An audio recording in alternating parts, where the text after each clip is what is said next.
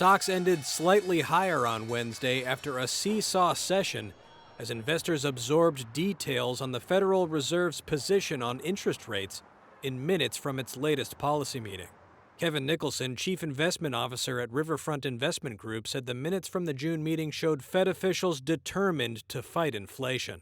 The Fed reiterated that they're going to continue to be hawkish. Now, this serves as a reminder to investors that the Fed is going to be hawkish because we've been having a bit of a tug of war between recession and inflation fears over the last couple of weeks, and we've seen yields come down in the fixed income markets because of that. But I think that the Fed minutes reiterated that they're going to fight inflation at all costs, and that's why we're seeing yields move up a couple basis points.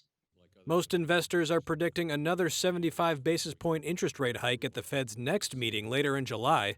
Meanwhile, a report from the Labor Department on Wednesday showed U.S. job openings fell less than expected in May, pointing to a still tight labor market that could keep the Fed on its aggressive path.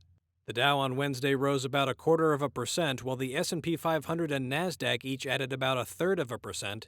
Shares of Uber Technologies and DoorDash fell after Amazon agreed to take a 2% stake in food delivery business Grubhub. Shares of Amazon rose about 0.75%.